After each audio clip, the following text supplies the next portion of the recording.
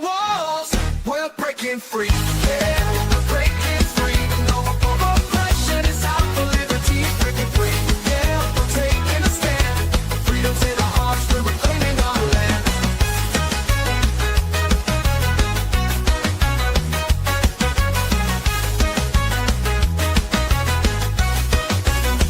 They try to silence us, but we won't be tamed.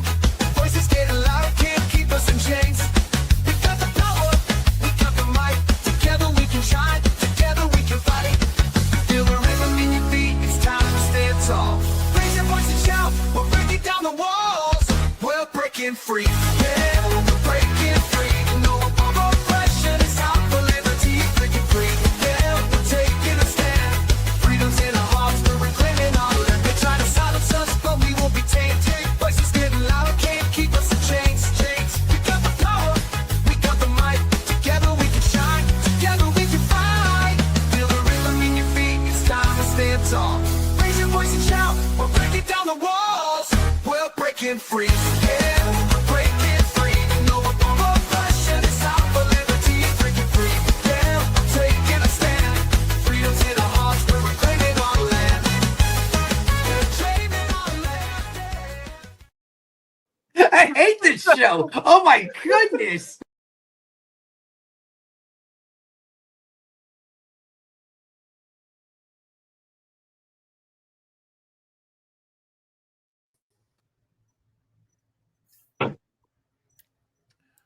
Welcome, everybody, to Are You Smarter Than a Politician? This is the political cage match where bold solutions win and bad ideas get wrecked. Tonight on Are You Smarter Than a Politician? Washington keeps causing crises and calling it leadership. The debt is exploding, agencies are growing, and your freedom is shrinking. So every solution out of DC seems to make the problem worse. So tonight we're taking that head on. Joining us are three prominent members of the Libertarian Party, voices who argue that free individuals and strong communities can outperform federal power every single time. So we're asking, do real solutions come from DC or from Americans who are ready to live free and fix things themselves? Let's find out right now on Are You Smarter Than a Politician? Joining us again, a third time, the chair of the Libertarian Party, Stephen Nekhaila. You can follow him on X at Stephen Nekhaila. How are you tonight, Steve? Good. I'm here. Free Whistle and Diesel. He did nothing wrong. And I'm glad to be back for the third time on the show. So thanks for having me. And one of the reasons I'm here is because Terry said she'd be really mean to Hody John this week if I'm on. Sorry, Hody. So I had to hop on. But happy to be on, guys. Thanks for doing this. Joining us for a second time, the vice chair of the Libertarian Party, Paul Darr. He's also a candidate for Texas LP chair, and you can follow him on X at Paul_Darr. How are you tonight, Paul? Quick correction there, vice chair for Texas LP actually is what I'm going to be running for there. Thank you very much. I'm having a great evening tonight and glad to be here on the show that is pretty okay. Thank you for that lively and loving endorsement of the show, Paul. We appreciate it. And joining us for the first time tonight, Pat Ford. He is the chair of the LNC convention. Easy for me to say. He's also on the oversight committee, and he is the founder of Libertarian Mutual Aid, which is at libertarianmutualaid.org. And you can find him on X at Poe Taxpayer. Pat, how are you tonight? Magical, and I'll differ with Mr. Darr to get things started. This is actually a seminal life experience for me right now.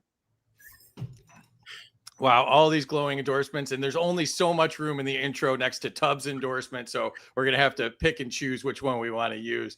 So, and joining us as always, the lovely Terry Batts. How are you tonight, Terry? I'm doing great. This is going to be epic. I can tell right now. Well, this is just going to be wild. And that's okay, you guys. Bring it on. And I'll try to keep up with the chat. I will keep up with the score, but I don't know about the chat part. All right. And you can follow Terry and I on X. I am Freedom for Us for All. She is Bats T76. You can get our merch at freedomsuperstore.com. And tonight is sponsored by Xano. If you're tired of surveillance coins dressed up as freedom tech, Xano is the real deal. open source, enterprise grade privacy, scalable and secure, build, spend, and tokenize any asset without the peeping eyes. Xano isn't just private, it's none of their business. And if you're new to this space, they have a great website for you. Visit intro.xano.org to learn how Xano gives you the power to own your own data, your money, and your assets, all in one simple, secure platform built for real world freedom. And that website again is intro.xano.org. Appreciate you, Xano. And I want to thank our subscribers. Terry pays to be here, which is bizarre. Amity is on here. Ocean Blue, check out her artwork. Cheryl Lee joins us from across the pond every show. Dr. Belay and Lisa Belay. Dan's on here. Chris Casey, who hosts the They Both Suck podcast. Dave Krantz, who just ran a great race in Virginia. Jake Day, Phil Rain, Jacob Winograd, and Brent Freeman, who is at Anarcho. Now I forgot it again, but he's at Anarcho SCC on Twitter. So, and you can subscribe to us for exclusive content, a bunch of other stuff. And also, I wanted to make this quick announcement, a fitting time to announce this. We're going on the road in 2026. We are doing 4 live state conventions, and we're also doing the Libertarian National Convention, and you can be there. So if you want to meet up with us, meet fellow freedom lovers, watch the show live, and see people put to the test, you can join us. And if you want real change, join your state party, become a delegate, and help shape the national convention. Don't just talk about liberty, live it, and also come see us live and prove that you're smarter than a politician. Really looking forward to that. We'll be in Georgia in January, Florida in February, North Carolina in March, Texas in April, and then last but not least, for sure, the national convention in May. So appreciate you guys having us there. That'll be a lot of fun. Awesome. That was the reaction I was expecting right there. No, maybe we can actually guarantee people will show up for the convention by you being on the main stage. That would I be just awesome. want to see how many people leave the convention to go out and party in the hallways after your show is over. we had a lively crowd in Florida, so it would probably be something similar. So, but it'll be a good time. Appreciate you guys having us there. So, all right, let's jump into the chat and see who's here real quick. And Rude's here. What's up, Rude? There's Jake. There's Shirley. Casey wants us to bring Tub back. 100 points for the first to get Paul mad and want to flip his desk again. Yeah, that did happen last time. I think he jumped up on a chair. Amity's got 200 to Pat for such a glowing endorsement of the show. Minus 200 to Paul for thinking the show is only okay.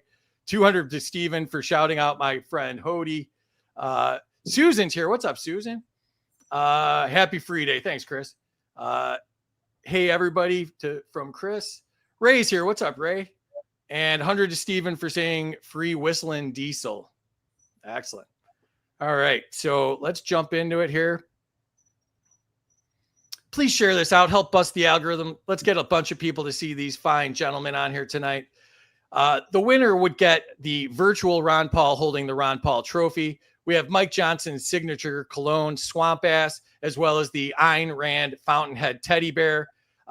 A new prize is the Trump random tariff generator. How this works is you pull his arm to generate a tariff, and he pulls it out of his ass and crashes the stock market. We have the home edition of Are You Smarter Than a Politician if you want to annoy your friends and neighbors. We have the Ron Paul and the Murray Rothbard bobbleheads. And of course, we have the Lego Killdozer, because nobody talks about the Killdozer more than me and Casey. Here's how it works. The rules are, I am the government. Whatever I say goes. Scoring errors count. Life isn't fair. Suck it up, Buttercup. Nobody cares. The rules are the contestants can debate each other. They can veto each other's answers. They can tariff each other's answers, redistribute answers. And of course, they start off with negative 500 points because the government gets paid first. Here's how scoring works. The chat controls the score. So you can give or take up to 100 points from contestants. Little subscriber bonus, they can give or take up to 200 points because, you know, crony capitalism, they get favors from me. The scores can be nuked. So any former contestant can nuke a score, taking it down by 1,000 points. A contestant can only be nuked one time. All right, I'm going to put Terry back into the control room here. She handles the chat and the scoring. Make her life difficult. Thanks, Terry. All right, first question to you, Steve. Category is tariffs and taxes. Are tariffs just a hidden tax on every American who buys anything imported? The answer to that is yes. Tariffs are taxes that Americans pay. When you buy something, it's the importer who pays. Sometimes exporters will try to reduce their prices to be able to compete. But ultimately, what happens when you tariff goods is you incentivize companies that are inefficient, that have bad products. It's protectionism at work. If you can't buy a Samsung dryer because it costs more, maybe you buy the one from GE. Is it a better product? It's up to the market. But when the government gets involved, then they use tariffs to change price signals, and it just makes everybody more confused. Ultimately, in a time when everybody is paying a lot more for products, it would be nice to be able to pay less for food and for goods and services. But of course, the government needs their cut. So when Trump goes around saying that there's record-breaking revenue from tariffs, just remember they're talking about taxes. And we should never celebrate the government making money on taxes. They don't need it. I'd like to keep my money. So tariffs are not a net benefit for the American citizen. And we end up paying the upfront cost one way or the other. So that's where we're at with tariffs. Excellent. All right, Paul, to you. Should Washington be allowed to punish consumers to protect failing industries? Well, pretty much that goes right into what Stephen was saying there, that Washington, through the tariffs, was also sending false signals there. And so by punishing different industries, Washington is further distorting industry there, and should not be participating in the market at all. We have this crony capitalism, and there's the aspects where they give to their friends, and there's aspects where they punish others out there. And we're seeing a lot of punishing going on in areas, and then scratching of backs when those individuals give back to others to avoid that punishment out there. So Washington should get out of the market, let the free market act naturally, and allow the consumer to decide what they want, and not punish different marketers out there. All right. Pat, to you. Do tariffs hurt small businesses more than foreign governments? Absolutely. But first, let me say that there are several items that are probably going to come up tonight that I think present libertarians with their single greatest political opportunity than since COVID. And tariffs are one of them, because they prove once and for all that Republicans aren't believers in the free market. They're literally cock blocking the liberty movement for us. Am I allowed to use words like that here? You got to tell me. Yeah. You can't say blocking, but you can say cock. That's fine. Okay. So, we've watched for a generation now as Republicans claim to be the party of free markets. This should prove conclusively once and for all that they're not. And we need to attack them on that. We can no longer consider them really our quote unquote allies, that somehow Republicans are allowed to get away with crap. And so in that respect, we need to jump on the on this right now. To your point, they absolutely crush small businesses. I see it firsthand.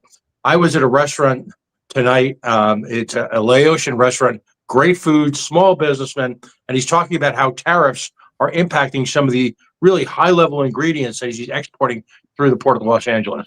That kind of stuff.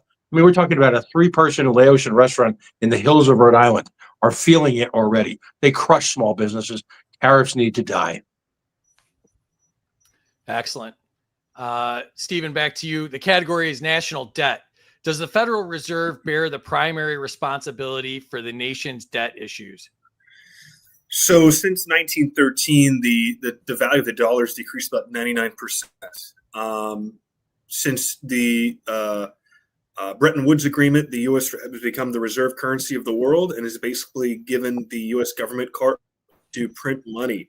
And since the gold standard, there has been a decoupling of gold and dollars. So we have fiat, which means that anything the government needs, they can just print money for. You want to go fund a war, print the money. You want to fund healthcare, print the money. Ultimately, it just means people have to work harder.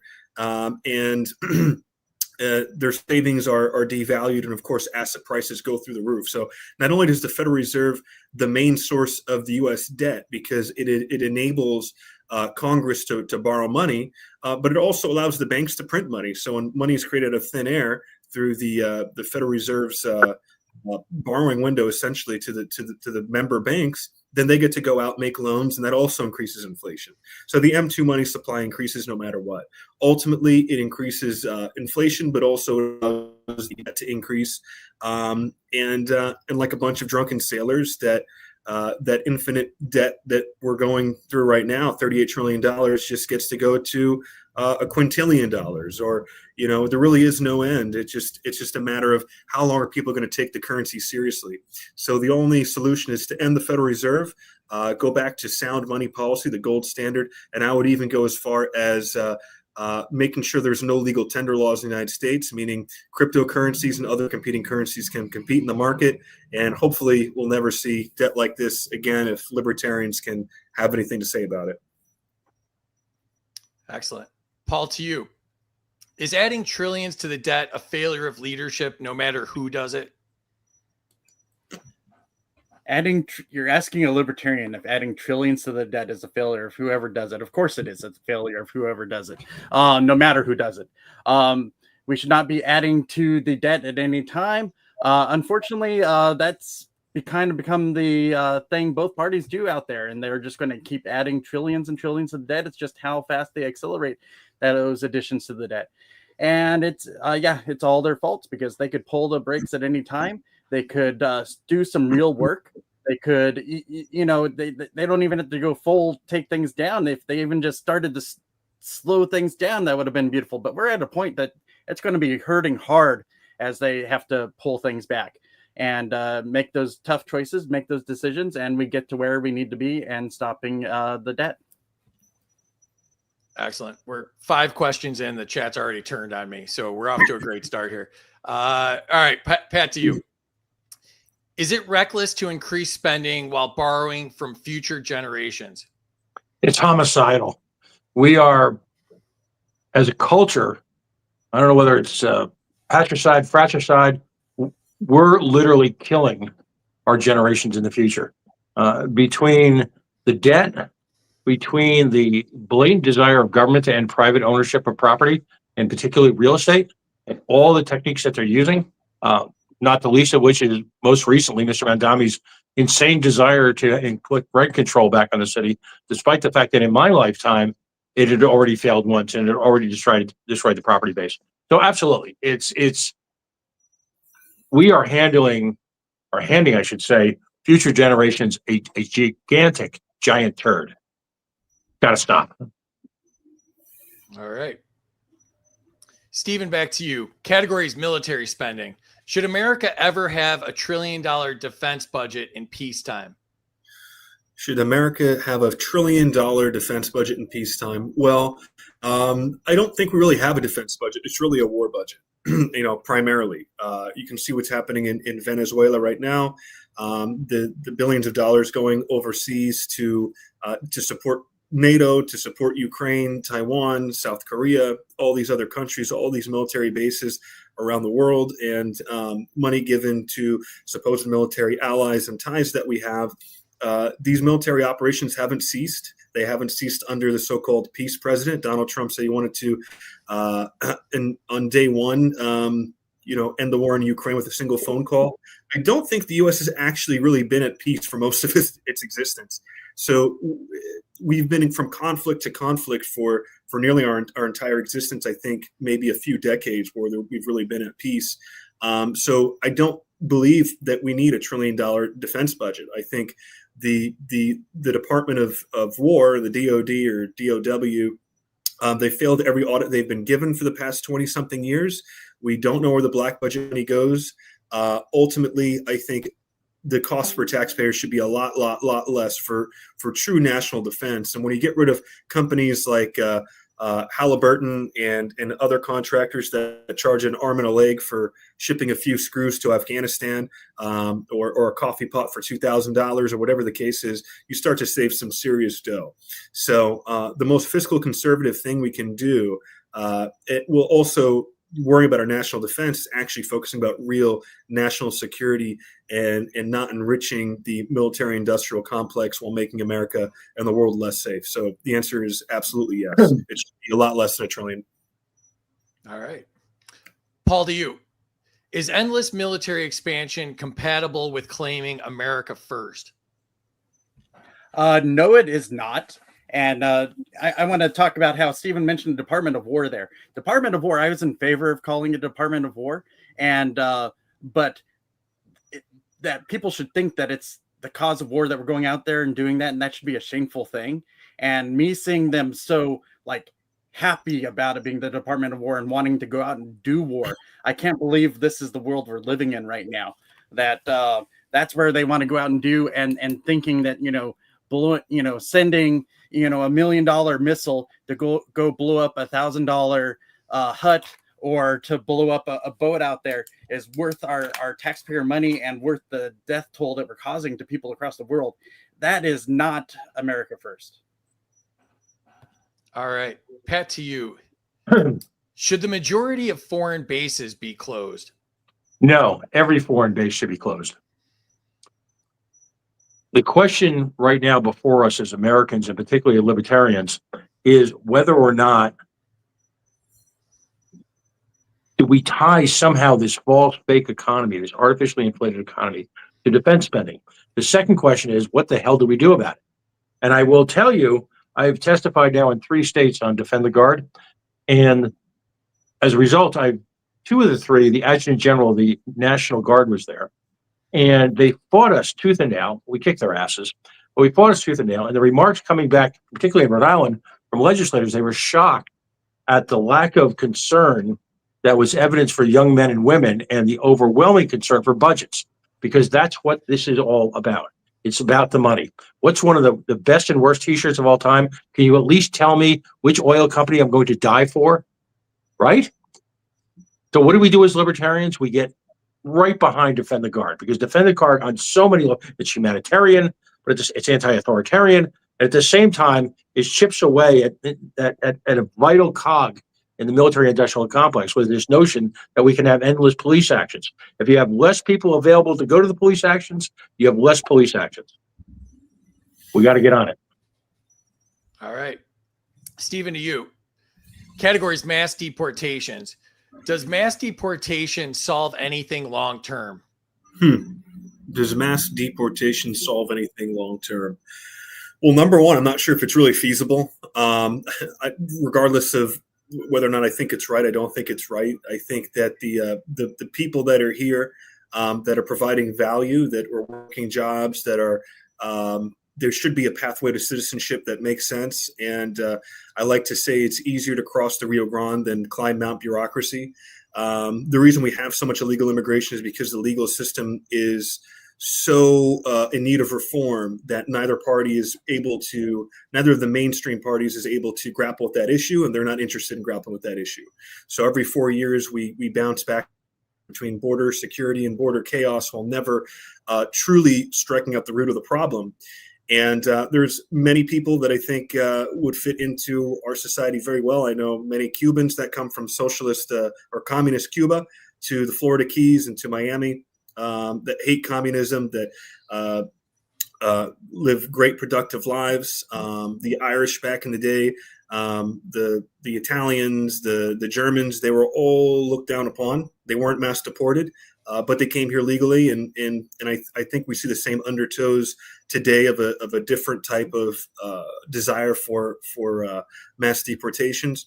But I think ultimately, no, I don't think they solve the underlying issues. The underlying issue is we need immigration reform. Immigration needs to make sense. There needs to be pathways to green cards and citizenship, and we should end the welfare state as well as making sure that people can come here legally that are able to do so.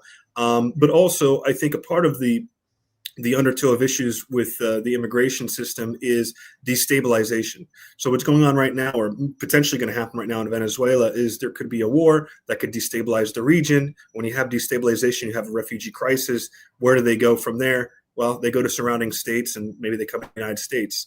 It's what happened in the Middle East with Europe, and it's a complex issue, but I think libertarians understand it well. Mass deportations don't fix the underlying issues, and quite frankly, we do rely on a lot of the labor here for a lot of the jobs that need to be filled. So, and those people end up becoming, in a couple generations, middle-class Americans, if the data is correct. So I don't think the supposed issues are going to be solved with mass deportation. I think it's just a Band-Aid or an aspirational cover-up to ignore the underlying roots of the actual problem, which is the broken immigration system. All right. Paul, to you. Should military-style raids ever be used on nonviolent people? No, of course they should not. We should not be militarizing our police out there. And if that's what I'm understanding this question to be towards, we have all those surplus items that have gone out to police. And, we have the Bill of Rights to defend us against a standing army operating within our country. But that is helpless when we just make the police into a standing army that can raid us at any time. And under horrific circumstances, when there's like a wrong address, they show up, they might kill a person, they might maim a baby. Those things that happen that shouldn't be happening. Every time I like to watch YouTube, and sometimes there are a few channels that show things about that. And every time I have to stop, take a pause on some of those videos there, just because I get so mad and want to just punch my TV there. And for the sake of my own TV, I have to stop it for a moment there and come back to it. But we should not be, we should not militarize the police. They should not be conducting those raids. We should have greater protections. All right. Pat, to you. Do mass roundups create more chaos than safety? Absolutely. They're basically high-speed car chases on steroids. Mass roundups have been proven to be indiscriminate, arbitrary, capricious. And I'm going to challenge libertarians because, number one, we have an organization called ICE, which is rapidly being transformed into a domestic police force right before our eyes. And there's a law called Posse Comitatus, and it's been around for a while. And the whole notion is to prevent the growth of domestic military forces. When those military forces, and they are national police, they are evolving into a national police, wear masks in order to create terror, and at the same time are completely indiscriminate. That needs to end now.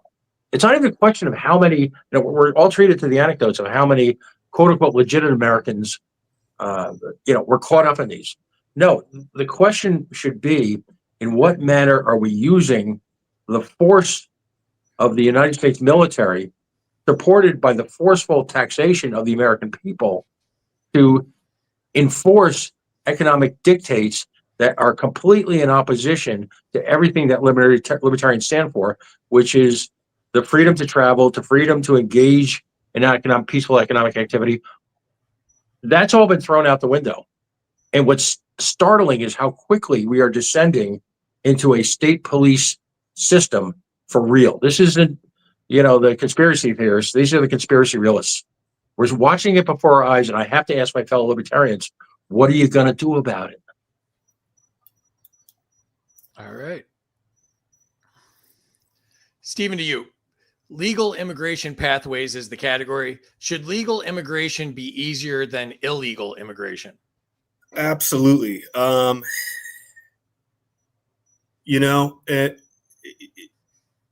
many people, it's almost just as difficult.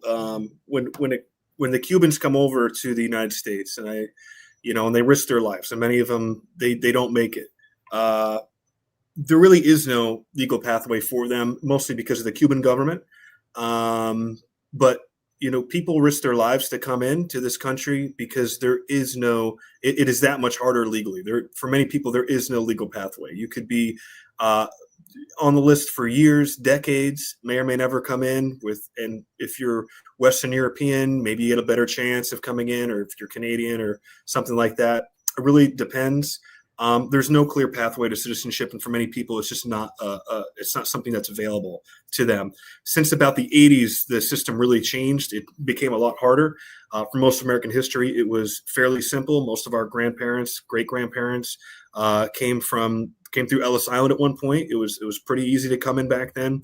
So I do think it should be easier to come in than it is the illegal way, and I think that will take a lot of the business away from the people that are involved in human trafficking and smuggling, and bring things back into the legal realm, just like everything else when it's easier to be legal and more transparent. So yes, it should be easier. All right. Paul, to you. Should more work visas be created to match economic demand? Yes, definitely. There should be more work visas to meet the economic demand out there. There's great demand for work visas out there. There are, there's so many ways that we can improve the economy in the U.S. Through offering more visas out there. Currently, people pay billions of dollars to sneak into the U.S. just for the opportunity we have here and to be able to have the opportunity to work here. We could be having them have a pathway of legally being able to work with work visas in the U.S. and to be able to participate with in the economy here. And we can partake in getting that money even. We suck so much at the process that we're willing to let others have all of that and bear some of the costs there ourselves. We should definitely allow more people to come in for work visas, and the market will correct for that as we do it. Excellent. Pat, to you. Is restricting legal pathways just asking for more border chaos? Well, first of all, let me just respond to the prior question. I don't believe in work visas. If I want to hire someone and they have no criminal record, then I should be able to hire them. I don't know why I need some sort of permission from the government to hire the best and brightest. Listen, one of the great, if you will, exports in American economy is our educational system. Until we started screwing with it a couple of years ago, it gives us an incredible technological advantage because we have people coming to the United States to go to school, coming to people to the United States. The technology, the tech, the human services, the entire economic spectrum is increased exponentially because until recently, we were seen as a place to go. And the whole notion that we used to do it the right way. I hear from Republicans all the time. We need to do it the right way, just like my grandparents did it. And newsflash, if your grandparents showed up at Ellis Island like mine did, as long as they didn't have body parts falling off and they had some bull bleep letter from somebody saying they were going to take care of them, they were let in. And it actually worked out pretty okay. Oh, that's right. Because in the run up to World War II, we became the world's largest manufacturing economy. And that's one of the reasons why we won World War II. And a big part of that was immigrants. So, but you asked me another question. I don't even remember what question you asked me. I'm sorry. Is restricting legal pathways just asking for more border chaos? Absolutely. I had the opportunity during the first Trump administration to travel with a few libertarians down to Deming, New Mexico, which is a border town. And that week, then President Trump shut the border to folks who were there as refugees. And I saw firsthand what a border town looks like when it's operating normally. And believe it or not, it's a lot more transparent and easygoing and free-flowing than people think. The people in Deming, New Mexico, Mexican children come to Deming, New Mexico public schools for their education. Bet you a lot of people didn't know that.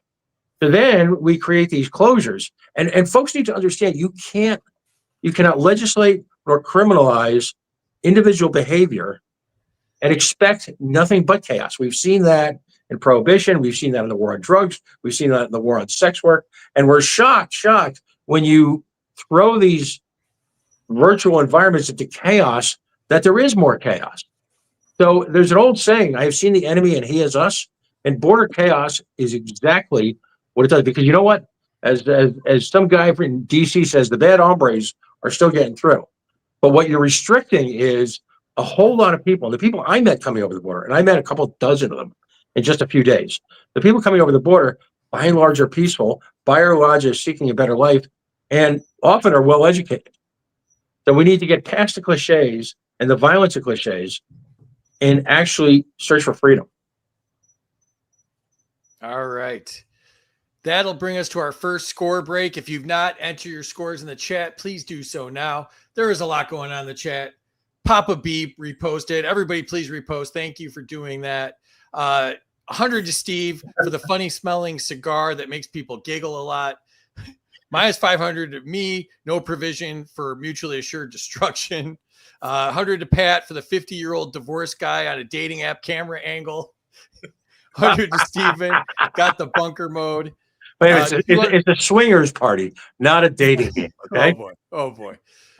200 points to Steve and 200 to Paul for the record number of libertarian wins. Hasn't happened under previous leadership. 100%. Great job, guys. 200 to Stephen for explaining how tariffs are not only taxes, but they distort market signals. 100 to Steve. I like to keep his money too. 100 to Stephen, but it's a stock answer. A big Texas howdy from William. 200 to Paul for being a former LCI guest. 100 to Paul for the act naturally. With Stephen, Paul, and Pat on the show right now, who is running the LP? I would guess Joe Hanush, but he's here too. So 100 to Paul for having bookshelf doors that Trump and Bill Clinton were hanging out in there. Oh boy. 100 to Terry. She's overworked. Pay her more free or she will unionize. 200 to Pat for calling out tariffs and pitching strategy. Go Ducks, not go Ducks. 200 to Pat for rightly stating Republicans are not actually advocates of free markets, socialists. In 100 to Paul, I like that Elmer's glue is oozing out of his cabinets. Minus 200 for me asking better questions this stream than one I was on. Yeah, I told you they turned on me. 100 to Stephen for cronyism 101. 100 to Paul, his green screen is my childhood home. 100 to Stephen, his background is my high school locker room.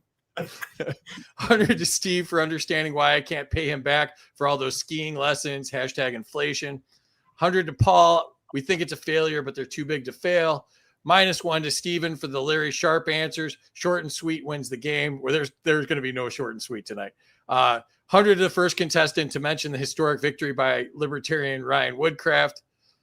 100 to Pat for passing on turds. We used to get coal, but this works. 100 to Paul. Paul is correct. Our debt is killing future generations. And for giant turd in the sentence. 100 to Stephen for the war budget. Minus 50 to Steve. Just call it defense and say no. 100 to Steve for the worst Christmas lights I've ever seen. 200 to Stephen for mentioning the failure of our peace president. 200 to Stephen for rightly calling out Trump for failing to deliver on his promises to end the wars. Minus 50 to Steve for calling it the Department of War. Congress didn't change the name. 100 to Stephen, conflict to conflict. We don't need $1 trillion DOD or DOW budget. 50 to Stephen, it's more accurate name for what it does. 100 to Paul for going against calling it the Department of War. 100 to Paul, yes, Department of War is a shameful thing. 50 to Paul, war is shameful and only breeds more war. 100 to Stephen for the shout out for Darth Cheney's Galactic Empire. Rest in something. 200 to Paul, blowing up people is not America first. 200 to Pat, every foreign base should be closed. 100 to Paul, yes, every foreign base should be closed. Defend the guard, he is right.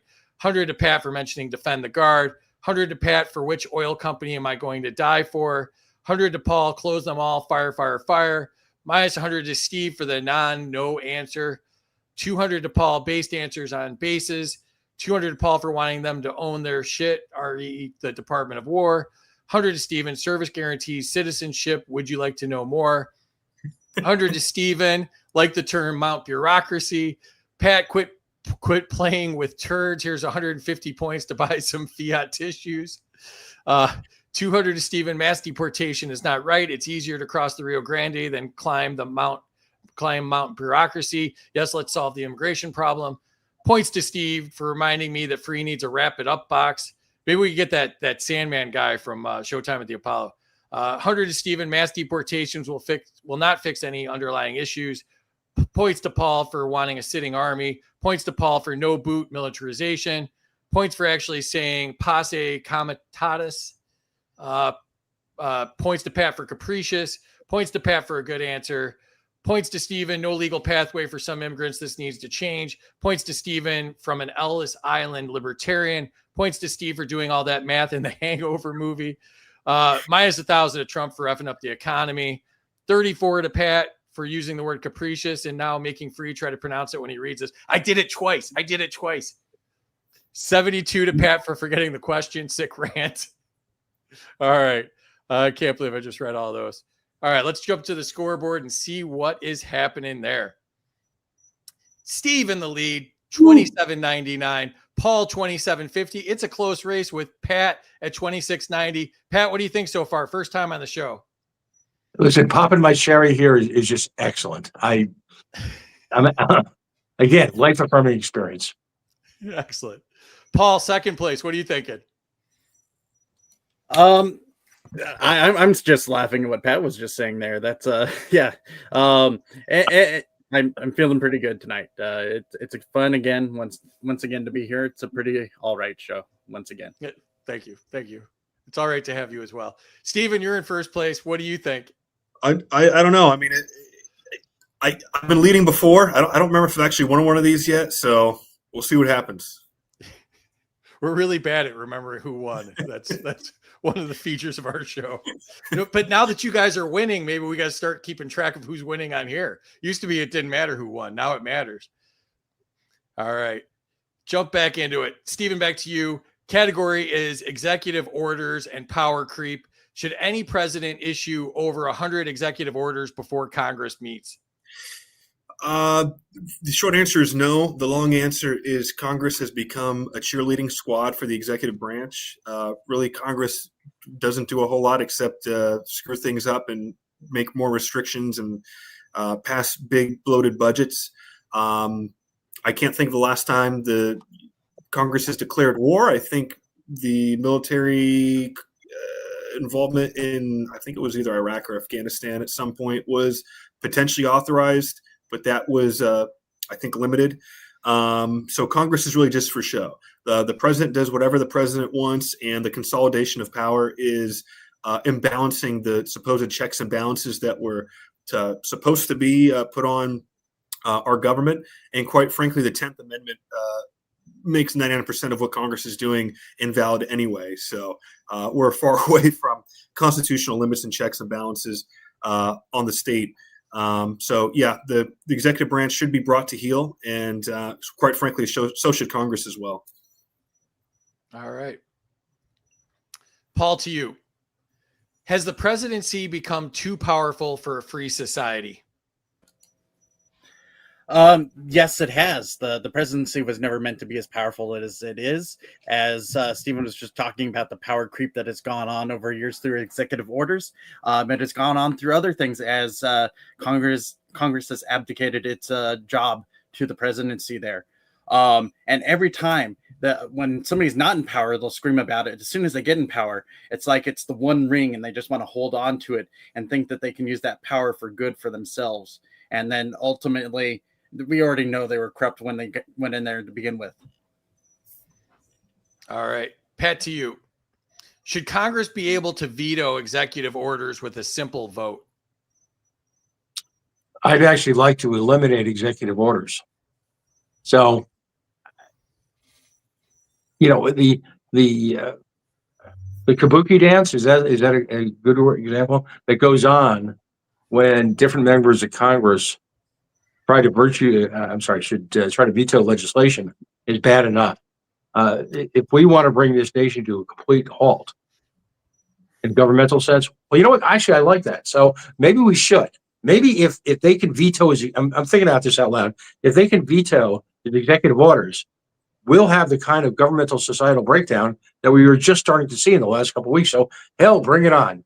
You know, it's all performative anyway, isn't it? So yeah, sure, why not? And I'm going to give you 100 points for not doing the kabuki dance for us here live. So thank you for that. No, we'll have that. We'll have interpretive dance later. Okay. Right. Steven, to you, the category is militarized policing. Should American police have military grade gear? Well, military grade is an interesting term because it doesn't really mean a whole lot. Just means the lowest bidder. But I think whether or not the police should be LARPing around as the military while policing, I think the answer is no.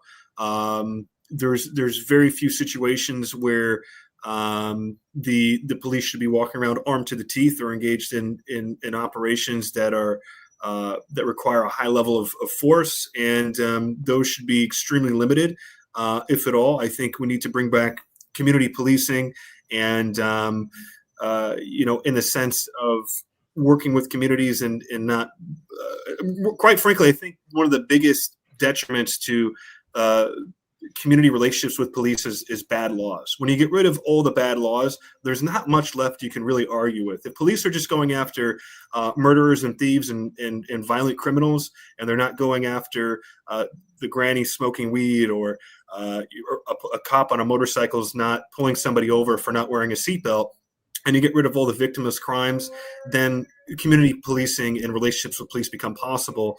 And there's a lot less room for error, especially when there's a drug bust, it's in the wrong house, or even if it's in the right house, innocent people get killed and hurt, that should be allowed to do what they want to do. So the short answer is very, very limited, and it really depends. But largely, no. We have an over-policing problem in a sense of an over-militarization of the police. There's really no reason that my old alma mater, FIU, needed an MRAP when I was in college. So it's definitely an issue, and they really shouldn't have this equipment 99% of the time. All right. Paul, to you. Does militarizing police escalate everyday encounters? Especially when they do so in the wrong way. So but they're giving them all the equipment and none of the training. So they're giving them equipment to more effectively be able to kill other people, and none of the training how to de-escalate to the level that they need to. There's people that do de-escalation training out there, hardly done at all. On the military side, when you give a military unit, you have a high-end unit that's supposed to do something, and they'll spend 10, 20% of their time just training and practicing and getting good before they go out and do something. So in that case, if you applied that principle over to the police force, they should be practicing, part of their time every week on how to do de-escalation and to avoid using that gear out there. So by giving them all the toys, none of the training, of course, you're setting up a recipe for horrible things to happen.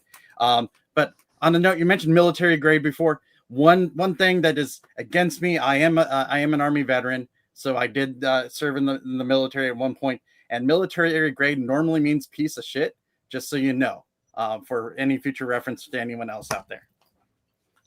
Yeah, Woodcraft tries to get me to stop using that term, but I keep going back to it, mainly just to aggravate him. But yeah. So Pat, to you. It triggers us all. Yeah. Pat, should no-knock raids be banned nationwide? Absolutely. And by the way, just to reflect on the prior question, I recently heard a police officer, and I do a lot of protests. I like to joke that in my day job as an independent reporter, I go to some of the best riots in America. And I heard him refer to his gear as battle rattle. And that shows you the frame of mind in modern big city policing. But by the way, all of this equipment is largely beneficiaries of the drug war, as well as some of the war in the Middle East. So it's when I hear that, it throws police into this sort of roid rage moment when there's civil unrest. So the notion that they've got this bigly equipment, Chairman Nekhaila was referring to MRAPs, it's completely out of place. Completely out of place. We have a National Guard that if there's large scale civil distress that has to happen, just another bigly no. There you go. All right. Stephen, to you. Category is National Guard federalization. Should the president control state National Guard units without consent? I think the National Guard has become the president's private military force. I think that's cause for concern. When the president says they want to basically, and I'm paraphrasing here, but they want to go into American cities to test out tactics or whatever he said when that Hegseth's speech, it's cause for concern. People join the National Guard to protect their communities, to protect their states and their country. And when they're shuttled around playing private police for the president or sent overseas, shout out to Defend the Guard for passing legislation in many states that requires that Congress passes a declaration of war for the National Guard to be deployed. It kind of defeats the whole purpose of a National Guard. The National Guard is sent out to disaster zones. It's sent out to secure life, liberty, and property when needed. But when we act like they're a secondary police force or a military force that can be deployed domestically, it opens up a huge can of worms. So the short answer is no, they should not. And quite frankly, they should be brought back to the primary duty of the National Guard, which is to protect life, liberty, and property for the communities closest to those serving. All right. Paul, to you. Does federalizing state troops undermine state sovereignty? Without the ability of the state to also agree with doing that, there are instances where allowing them to work in other states would be fine, in disaster recovery and a sharing of abilities, helping others. But nationalizing them to go participate in police actions in many ways when they should not be is undermining the sovereignty of those states. Yeah. All right. Pat, to you. Is domestic troop deployment always a sign of federal overreach? Well, first of all, I just got to go back to another prior question. Are you telling me states actually have sovereignty? I thought that went out. I thought that ship sailed a long time ago.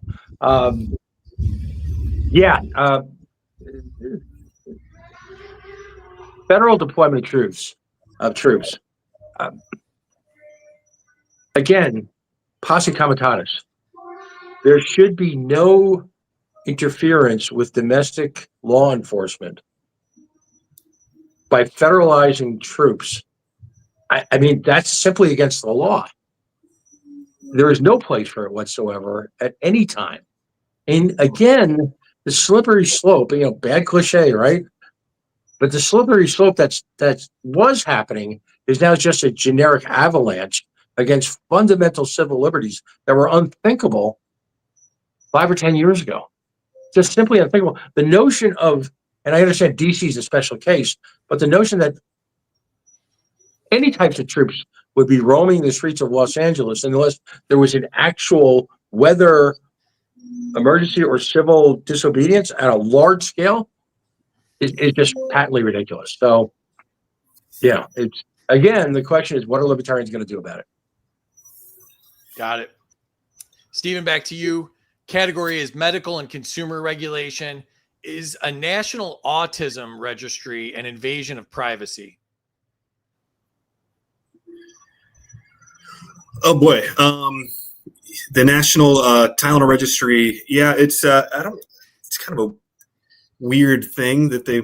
Is that real? Is that something real. they're really That's going real. through with? This is an RFK thing. Crazy. Yeah, I don't really see the point in a national autism registry. That's a little strange. I don't think there should be any centralized registry of any whether it's mental illness or anything else, because then you get into the area where the government could obviously use that against you. It could be used in regards to insurance. It could be used in regards to the way you're treated. Although I would want that list. It could be good recruitment grounds for the Libertarian Party. So if they're selling it, it might be. My God. All right, I'm going to beat the table. I think I should get 100 points for the most libertarian question I've ever asked. So, all right. Oh my! Paul, Libertarians don't want to be registered, that's true. Paul, to you. Should the government dictate what foods adults may buy? No, they should not at all. Adults should be able to choose what they choose to consume on any level. That is part of being sovereign over your own body, that you have the choice to choose what is right for you, what you want to consume, what you don't want to consume. You have the choice to either buy or not buy whatever you want for yourself. And it's your duty to educate yourself and to make those decisions for yourself.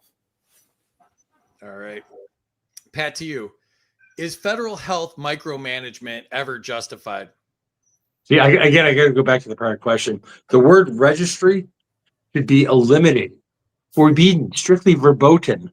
be ever uttered by a libertarian. I just got to say that the word registry or any of its derivations have no place. Yeah. All right, run the other question by, because I hear some of these questions and they're great, and my mind explodes with the opportunity to attack government. So what was I supposed to answer? Yeah, you're doing the Larry Sharp where you answer all the questions. Right. Is federal health micromanagement ever justified? No, hell no. Number one, because federal government is incapable of accomplishing virtually anything. So why would I want them involved in any level in healthcare at all, for that matter? It's just it simply has no place. The notion that some tin pot apparatchik would have any engagement whatsoever in my personal life, hell no. All right. Stephen, back to you. Category is centralized economic planning. Does centralized economic planning ever work? No, it really doesn't. It definitely doesn't work for the individual. That's for sure. It may work for the state temporarily. Central economic planning didn't work very well for the Soviet Union. It doesn't work for Cuba. It doesn't work for the United States. It doesn't work when the U.S. is buying businesses like NVIDIA stocks and shares. It just sends false signals throughout the economy. It mislocates resources, and it typically props up industries that benefit the state. It is something that doesn't work. The free market does everything more effectively. Quite frankly, there's a reason why public-private partnerships are so popular. It's because the free market does things better. If we could imagine if the government opened grocery stores, I guess New York is going to find out, or grew the food. We see what happens when the government provides education. That's, quite frankly, central planning of education. So whenever the government takes over an industry or allocates resources to a certain industry, whether it's a certain agricultural crops like soy or corn, ethanol, there's a reason why corn syrup is in everything. It's because it's cheap. It causes second and third order effects that are undesirable, and it creates odd incentives for the market. So central planning is not a good thing. Let the market decide most efficiently and best for the consumer and for the business. Excellent. Paul, to you. Should Washington pick economic winners and losers? Kind of envious of some of the other questions everybody else is getting.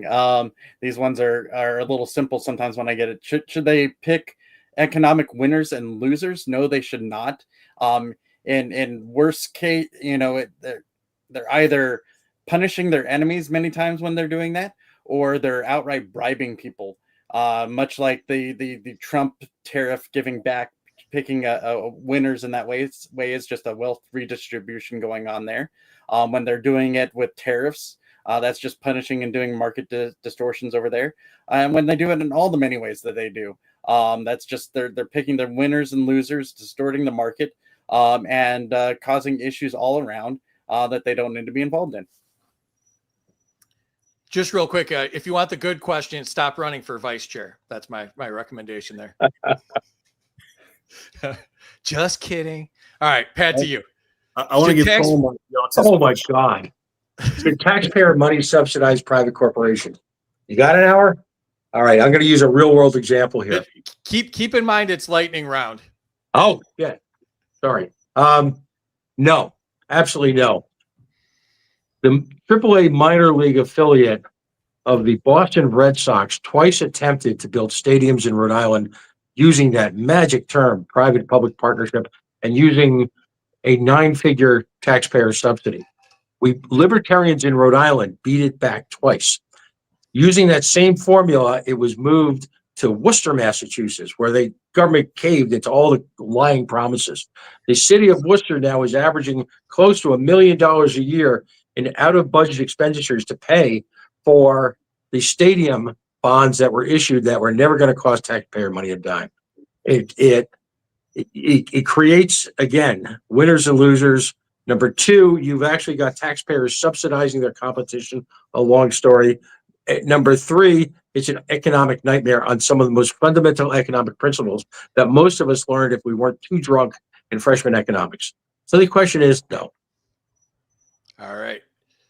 Stephen, to you. Oh, nope. We're at the scores again. So enter your scores in the chat, and the chat is hopping. So 100 to Steve for short answer, but yes, the police should not be militarized. Points to Paul when your only tool is a hammer. 100 points to Paul, the Eagle Scout from another Eagle Scout Ray. Points to Darr for the military grade definition. Points to Paul for advertising Touch of Gray from Just for Men, #capitalism. Points to Pat, he's right, police are too militarized. Points to Pat for reminding me I need to do more push-ups. There's a good number of people that want to kick my ass in Grand Rapids. I got your back, brother. Points to Steven, the guard works for us. Minus 50 to Steven, too many words, but plus 55 to Steven because it was still correct answer. So that's a net gain of 5 there. Points to Pat, states have sovereignty, great sarcastic question. 20 to Pat for the elephant noises in the background, or is that just my headphones? Points to Pat for the troop answer. Points to Pat for patently ridiculous. I see what you did there, Sarabella. Points to Pat for camouflaging the curtains into the wall. Points to Stephen, no centralized registries. Look, weaponized autism needs common sense reforms like registry, minus 100 to Stephen. Points to Pat, his comedy is rough around the edges. I'm enjoying it. Imagine him on during the Halloween special. Oh, the fireworks. Did any of you guys see the Halloween special? It was insane. So I got to check that out. Points to Steve for making the autistic connection. Points to Steve for asking for the list. Points to Stephen for using the autism registry list for LP recruitment. Points to Paul, packs a bowl. Stephen, $100, no list. 100 to Paul for personal responsibility. Points to Paul for having the only background that doesn't look like a single guy in his 20s decorated. Points to Paul, adults should be able to consume what they want without government regulation. Minus 100 from Stevenson, not knowing about another list we can all be put on by the feds. Minus 10 to Pat, land the plane, Larry. Points to Pat for acknowledging Free's mind-exploding questions. Points to Pat, keep politicians out of medical treatment. Points to Pat, correct, no registry. Points to Stephen, how many shares of NVIDIA do I get for my tax dollars? I'll take a video card, but minus 100 to Stephen, central planning doesn't work, yet he still sees the need for a federal government, #agorism. Points to Stephen, soy and corn are poisoned by government subsidies. Points to Stephen, Pat, this episode's brought to you by Sherman-Williams Off-White Paint. Minus 200 to Paul for complaining about the questions. I saw that coming. Minus 100 to Pat for saying Red Sox. Points to Pat, you got an hour. No, it's the lightning round. Priceless censorship by the government. Points to Pat, no subsidies. Points to Pat for drunken teens. Minus 100 to Pat for not understanding lightning round. Medical registries are HIPAA violations. 200 to Steve for acknowledging that all registries are nefarious. And then 100 to Pat, calls this out for being drunk during freshman economics. Oh, the chat is excellent. All right. Wow, we got a little flipperoo here. And Pat has taken the lead, 5150. Steve, 5,004. And then Paul at 4815. All right, I'm going to keep it moving here. Stephen, back to you. This is brought to you by Xano, our sponsor tonight. Check out intro.xano.org for more information. The category is sound money. Should America return to sound money principles? Absolutely. I mean, I think if we can, if there's only 2 options, I think, left right now, and well, 3 really. One is the federal government prints our dollar past zero. We essentially inflate our way through the debt crisis, which will never end. Option B is the U.S. government defaults on the debt and moves us to a central bank digital currency, which is extremely frightening. Option C is we return to sound money, a gold or silver-backed currency, or even a crypto currency. But quite frankly, I would prefer we simply get rid of legal tender laws completely and get the government out of the business. They can't be trusted with our money, and we need to find ways to get back to standards that the free market truly believes in. But a gold standard would be a lot better than what we have. The government shouldn't be able to go past whatever the value of the currency is. Of course, Congress can set that rate under the Constitution, so I still don't trust them. And again, I think that's where cryptocurrencies and good old gold and silver comes into play. All right, Paul, you. Does the lack of a stable currency erode freedom?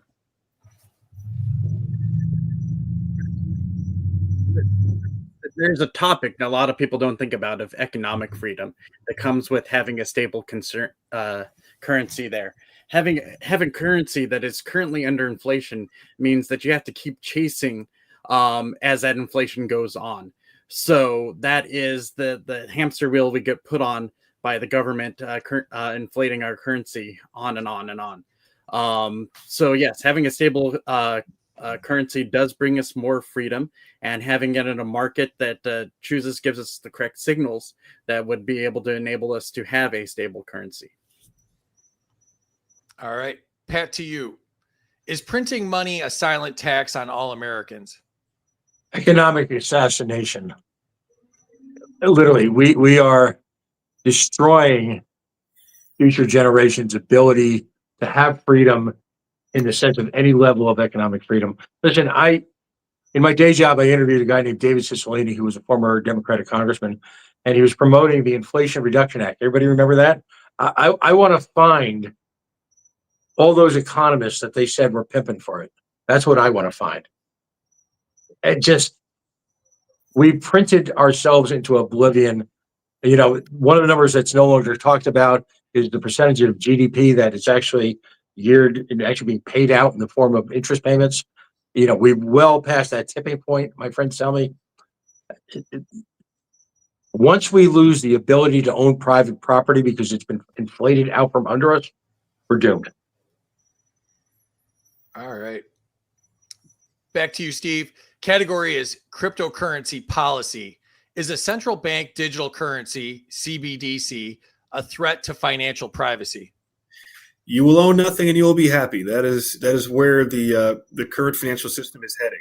Not only through inflation, but the move towards CBDCs. We see it already in China with their social credit score, and they've essentially come up with a digital ID, which we're quite frankly coming up with here in the United States. The Apple ID is something that is already been announced about a month ago and is already in place. In a lot of places, it can be used at TSA. We're heading in that direction, whether it's public or private, unfortunately. And in China as well, they have a digital currency, and you pay through your smartphone. People who get a low credit score, a social credit score, they can't do certain things. They can't travel. They can't get certain jobs. They can't go to certain places. And I'm sure Palantir has our own profile on us. So I view CBDCs as a sort of mark of the beast type system.